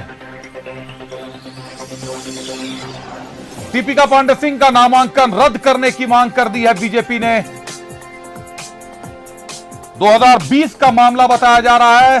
शपथ पत्र में दीपिका पांडे सिंह ने गंभीर मामले को छिपाया है, आरोप लगा रही है भाजपा। 2020 में दीपिका पांडे सिंह पर एसटी उत्पीड़न का मामला दर्ज हुआ था, जिसको छिपाते हुए उन्होंने नामांकन कर दिया है। चुनाव आयोग से जांच कर दीपिका पांडे सिंह का नामांकन रद्द करने की मांग की जा रही है।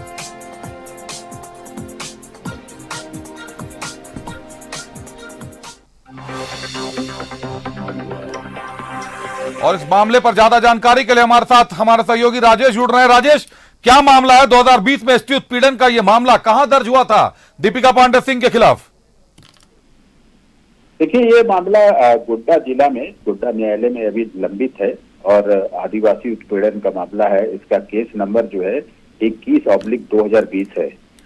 दीपिका पांडे सिंह ने अपना जो नामांकन पत्र भरा है वो महागामा विधानसभा क्षेत्र से, उसमें इसका उन्होंने उल्लेख नहीं किया है और उल्लेख नहीं करने की वजह से ये उनका जो इसमें एंट्री होना चाहिए वह नहीं है। तो वहाँ के बीजेपी के जो प्रत्याशी हैं अशोक भगत, वो इस मामले को लेकर रिटर्निंग अफसर के पास गए थे। ऐसा बीजेपी के जो प्रतिनिधिमंडल के नेतृत्व में गया था वो सुदीप श्रीवास्तव जी, उन्होंने बताया कि अशोक भगत के शिकायत पत्र को आरओ ने यानी रिटर्निंग अफसर ने इंटरटेन नहीं किया और बता दिया कि महागामा विधायक जो कांग्रेस की प्रत्याशी भी है दीपिका पांडे सिंह, उनका नामांकन वैध है। और उसी विषय को लेकर आज यहाँ रांची में मुख्य निर्वाचन पदाधिकारी के रवि कुमार के पास बीजेपी का प्रतिनिधिमंडल पहुंचा है और यह इस मामले को उठाया है कि इस तरह का जो मामला है, आंध्र प्रदेश के उच्च न्यायालय द्वारा एक निर्णय दिया गया है जिसमें स्पष्ट रूप से ये कहा गया कि अगर कोई फॉर्म 26 भरा जाता है, उसमें लंबित आपराधिक मामलों का विवरण छिपाया जाता है, तो उसे करप्ट प्रैक्टिस माना जाता है और दोषी के खिलाफ जो है रिप्रेजेंटेशन ऑफ पीपुल्स एक्ट की धारा 125A के तहत कार्रवाई हो सकती है। तो इसी का हवाला देते हुए ज्ञापन दिया गया है और यह मांग की गई है कि यथोक्त मामले को यानी पूरे मामले की जांच कर उनके नामांकन को रद्द किया जाए, क्योंकि उन्होंने तथ्यों को छुपाया है। अभिषेक, तथ्यों को छुपाने का आरोप, केस नंबर 21/2020। बहुत धन्यवाद राजेश आपका हमारे साथ जुड़ने के लिए, तमाम जानकारियों के लिए। आपको सुनाते हैं बीजेपी ने क्या कुछ कहा इस पर।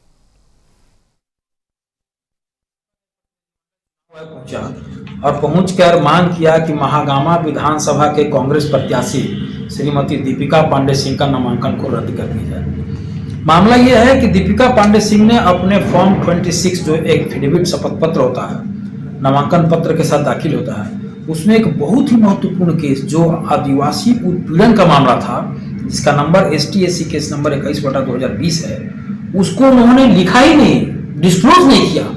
ये करप्ट प्रैक्टिस का ग्रेट इस नियम है इसमें कि अगर आप करप्ट प्रैक्टिस करते हैं, किसी केस को छिपाते हैं चुनाव आयोग में, तो एक आरपी एक्ट की धारा 125(a) के तहत आपके ऊपर कार्रवाई हो सकता है। इतना ही नहीं, भारत के राष्ट्रपति को भी अधिकार है कि आरपी एक्ट की धारा 8 के तहत आपको के ऊपर कार्रवाई करना। आपको बताया है कि देखिए आंध्र प्रदेश हाईकोर्ट ने इस रूलिंग में बताया है कि करप्ट प्रैक्टिस जो है के तहत एक उम्मीदवार का नामांकन को रद्द कर दिया गया था।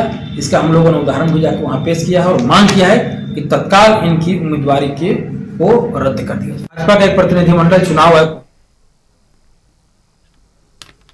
देखिए, ये गंभीर मामला है। मंत्री पद पर रही थी दीपिका पांडे सिंह और आदिवासियों की हितैषी सरकार है, झारखंड आदिवासियों के नाम पर बना है। स्टेट भी पता नहीं अभी इसको कितना डिफेंड करे या ना करे, क्योंकि आदिवासी उत्पीड़न का मामला। सीधे अतिथियों का रुख करते हैं, कम समय है। आप सभी चारों अतिथियों से आग्रह होगा कि एक दूसरे से थोड़ा आप लोग अभी बकझक ना करें, जनता को सीधा संवाद जाने दें और कम शब्दों में अपनी बात कहें। प्रतुल यादव साहब, फॉर्म 26 में आदिवासी उत्पीड़न मामले को, जिसका केस नंबर 21/2020 है, दीपिका पांडे सिंह ने नहीं दिखाया है। बीजेपी ने मांग कर दी है कि उनका नामांकन रद्द कर दिया जाए। अभिषेक, मैं 30-40 सेकंड से ज्यादा का समय नहीं लूंगा, उसके बाद मेरे साथी प्रवक्ता बोल सकते हैं। देखिए, करप्ट प्रैक्टिसेस जो होता है इलेक्शन में एक बहुत सीरियस मामला होता है, आप किसी चीज को छिपा नहीं सकते। और करप्ट प्रैक्टिसेस में पहली बार अगर किसी प्रधानमंत्री जी का पद गया था, सदस्यता गई थी, तो वो कांग्रेस की स्वर्गीय इंदिरा गांधी जी थी, जिनका इलाहाबाद हाईकोर्ट ने करप्ट इलेक्शन मैल प्रैक्टिसेस के कारण नॉमिनेशन रद्द कर दिया था। उसके बाद उन्होंने देश में इमरजेंसी लगा दी थी। और देखिए, अब तो बहुत ट्रांसपेरेंट है, आपको 3 अखबारों में छपवाना पड़ता है कि आपके खिलाफ इतने अमुक केसेस हैं। तो जो योगेंद्र महतो जी के मामले में मामला है, दीपिका पांडे जी के मामले में मामला है, तो इस पर चुनाव आयोग को, रिटर्निंग अफसरों को तुरंत संज्ञान लेना चाहिए। और साहब, सुप्रीम कोर्ट का एक सेटल सिद्धांत है कि ignorance of law is no excuse. आप ये कहकर बच नहीं सकते कि आपको इस केस की जानकारी नहीं है। ये केस इनको शपथ पत्र में देना चाहिए था जानबूझकर। अगर आप छिपा रही आदिवासियों के खिलाफ उत्पीड़न के किसी मामले को, ये बहुत ही संगीन करप्ट प्रैक्टिस के तहत मामला आता है। और हम मांग करते हैं कि इनकी सदस्यता, इनका जो नॉमिनेशन है, रद्द किया जाए।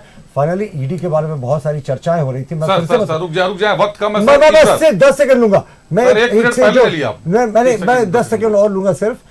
जो 1 साल पहले हमारे जो मंत्री थे, उन्होंने लोकसभा में बताया था कि हमारे 10 वर्षों में ईडी के जो सीजर्स हैं वो 1,25,000 करोड़ से ज्यादा हैं, इलीगल कैश और संपत्ति के। और यूपीए के शासनकाल 10 वर्षों में ये सिर्फ 8,000 करोड़ था। तो ये डिफरेंस होता है जब एजेंसियों को स्वतंत्रता दी जाती है। तो इसी लिहाज से, और ये जो कहते हैं हमारे यहाँ वॉशिंग मशीन में आके लोग धुल जाते हैं ना, 25 लोगों ने अपना पाला बदला, 22 लोगों के खिलाफ मामला अभी भी चल रहा है। 3 लोगों के खिलाफ अदालत ने संज्ञान लेकर रिपोर्ट पर मामला बंद किया है और इनको शिकायत है तो उच्च न्यायालय सुप्रीम कोर्ट जाए। लेकिन गंभीर आरोप लग गया है महागामा विधायक पर, मंत्री भी रही हैं, और अब आरोप है कि आदिवासी उत्पीड़न के मामले को छुपा लिया उन्होंने। केस नंबर भी आ गया, केस नंबर 21/2020। ठीक है, आरोप है, चुनाव आयोग है, इसके लिए स्वतंत्र है। आप इसको कैसे देखते हैं? आप भी राजनीतिज्ञ हैं। हाँ। क्या ये छुपाना, फॉर्म 26 में अपने ऊपर चल रहे केस को छुपाना, ये कितना उनके लिए नुकसानदायक हो सकता है?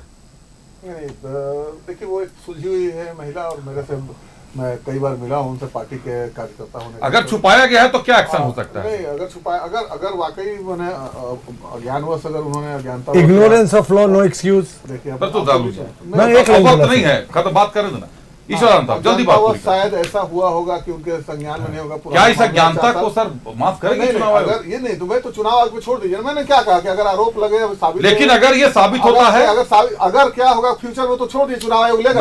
अगर पे नहीं जा रहा सर, आरोप सामने आ चुका है, अगर उन्होंने नहीं दिखाया है, आरोप है, केस नंबर भी मेरा बात है ना, ठीक है ना, चुनाव आयोग पे छोड़ देते हैं ना, चुनाव आयोग तो निष्पक्ष मानते ना है वो। आप लोग मानते हैं?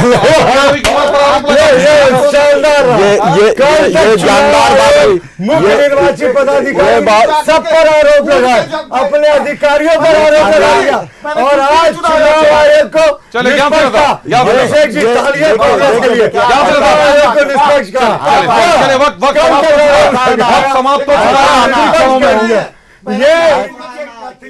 देखिए, मुझे नहीं पता, आप सबके परिजन देख रहे होंगे, सब समय पे घर पहुंचते हैं कि नहीं, आप लोग चेक किया कीजिए, खत्म कीजिए। ज्ञान देना था, प्रतिक्रिया दीजिए।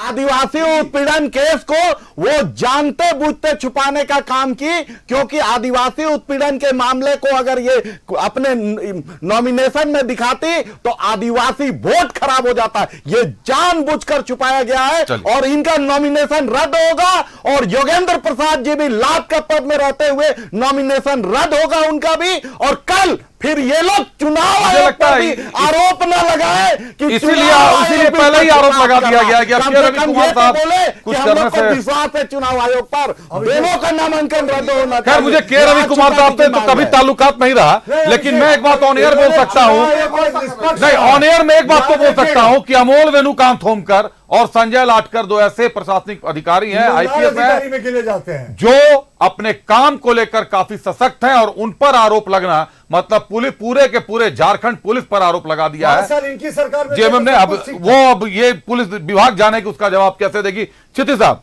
आखिरी आपका दीपिका पांडे सिंह पर गंभीर आरोप। देखिए सारी चीज केस की जानकारी आजकल डिजिटल हो गया है, तो ये अगर फॉर्म में नहीं भरा गया तो उसको भरना चाहिए था और इस पर संज्ञान वो कोर्ट लेगी। हमारा जो मेन मुद्दा था, हमने जो हमारी जनता जो है, हम जनता को बता रहे जो दे रही है उस पर भरोसा करेगी, और जो लोग जुमला दे रहे थे, जो लोग जुमला देते आए हैं उस पर भरोसा नहीं करेगी। दूसरी बात कि इस चुनाव को फिर से ये लोग जो है एक सेकंड, इन लोगों ने बहुत बोला हमें एक जरा सा मुद्दा जो है उस पर बता रहा हूं मैं कि ये लोग फिर से हिंदू मुस्लिम इस पर मैं बता रहा हूं ना, मैं बता रहा हूं, मैं फिर से बता रहा हूं, मैं 30 सेकंड में बात पूरी कर जी बिल्कुल। ये लोग चाहेंगे, ये लोग चाहेंगे, ये लोग निष्पक्ष का और क्या बोल रहे हैं, क्यों इंटरप्ट कर रहे हैं? मैं 30 सेकंड मिला है, 30 सेकंड मिला, उसे बोलने दीजिए। 30 सेकंड मिला सर, मुश्किल से 20 आरोप मत लगाइएगा, अपनी बारी में बोलकर मुझे आरोप मत लगाइएगा, मेरी परेशानी को समझे। क्षितिज को बात पूरी कर लेंगे। चलिए क्षितिज आप बोले, आपकी बात ऑन रिकॉर्ड जारी है। मैं फिर कह रहा हूं कि एक बार फिर प्रधानमंत्री जी आने वाले, एक बार फिर ये लोग नेता आने वाले हैं, तो इस बार बटेंगे नहीं, कटेंगे नहीं, और या नहीं तो बटेंगे कटेंगे पर बात नहीं करना चाहिए। इन्हें मुद्दों पर चुनाव लड़नी चाहिए और हम लोग इन्हें मुद्दों पर लड़ेंगे और लड़ाएंगे और देश की जनता को फिर से इंडिया गठबंधन की सरकार देंगे। कांग्रेस के प्रवक्ता की तबीयत ठीक है ना? आपसे मैंने पूछा था ना डायरी के बारे में, आपकी तबीयत ठीक है ना? बताइए डायरी के विषय में, डायरी के विषय में पूछा। तमाम दाव पेश, तमाम आरोप प्रत्यारोप के बीच में एक चीज तय है कि चुनाव अपने तय समय पर होगा। आरोप प्रत्यारोप चलते रहेंगे, हम जो है हम कहते रहेंगे, दिखाते रहेंगे, सच सामने लाते रहेंगे, जो लोग कहते हैं वो हम आप लोगों को बताते रहेंगे। आप देखते रहिए, समझते रहिए। आरोप दीपक प्रकाश जी पर है, दीपक प्रकाश जी का आरोप उत्तरी छोटानागपुर का किस विधायक पर है, आपस में दोनों लोग तय कर लें, क्योंकि बात जब सियासी गलियारे में चलेगी तो जनता भी जानेगी कि आखिर अंदर भीतर खाने में कौन सी खिचड़ी पकाई जा रही है। धन्यवाद देते हैं अतिथियों का। हमारे साथ आरजेडी से क्षितिज मिश्रा साहब थे, क्षितिज बहुत धन्यवाद आपका। कांग्रेस से ईश्वर आनंद साहब थे, ईश्वर जी बहुत धन्यवाद आपका। आजसू से ज्ञान सिन्हा साहब थे, ज्ञान जी बहुत धन्यवाद आपका। और भाजपा से प्रतुल शाहदेव जी थे, प्रतुल जी बहुत धन्यवाद आपका। आप सभी अतिथियों का बहुत धन्यवाद, बहुमूल्य समय निकालते हैं आप। जनादेश की बारी है, गंभीरता से सोचिए, गंभीरता से विचारिए और गंभीरता से न्यूज 11 भारत का डिबेट देखते रहिए। बने रहिए न्यूज 11 भारत के साथ। मुझे दीजिए इजाजत, नमस्कार।